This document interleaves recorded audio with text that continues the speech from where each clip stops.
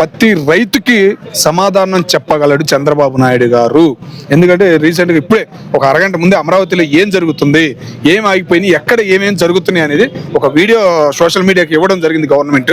ఆ వీడియో చూసిన తర్వాతనే నేను చెబుతున్నాను విషయం. అమరావతి అనేది చాలా తొందరగా అవుతుంది. ఇంత తొందరగా ఆ పనులు ఆగిపోయిన బిల్డింగ్లు కానీ అన్ని ఇంత తొందరగా అయినాయా ఒక ఆశ్చర్యాన్ని కలిగించింది. నారాయణ అంటేనే కొద్దిగా మెతగా అని అనుకునే మా లాంటి వాళ్ళకి ఒక రిజల్ట్ అనేది ఈ రోజు కనపడింది. కంపల్సరీగా నేను చెబుతున్నానన్న 2 సంవత్సరాల్లో అమరావతి గురించి 2 సంవత్సరాలే మాట్లాడేది, తర్వాత ఒక్కడు కూడా మాట్లాడు. ఓకేనా? అట్లాగే కొన్ని పొల్యూషన్ కంపెనీలు ఉన్నాయి. ఆ కంపెనీలు ఏం చేస్తున్నాయంటే వైజాగ్ సముద్రం ఉందని ఆలోచన ఉంటున్నాడు. ఏంటంటే ఇటు పడతలా, ఇటు చీరాల బీచ్ ఉంది, బాపట్ల బీచ్ ఉంది, ఒకప్పుడు వ్యవసాయ ఇంజనీరింగ్ కాలేజీ, కెమికల్ కానీ అన్ని హైదరాబాద్ రాకముందు హైదరాబాద్లో వ్యవసాయ ఇంజనీరింగ్ కాలేజీ పెట్టకముందు Bapatla engineering college famous.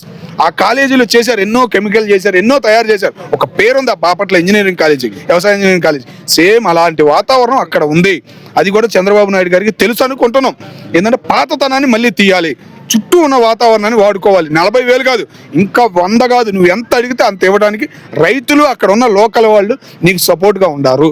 Chandrababu Naidu గారు ఉపయోగించి ఒక రాయి అనేది వేసి తర్వాత నీ ఇష్టం.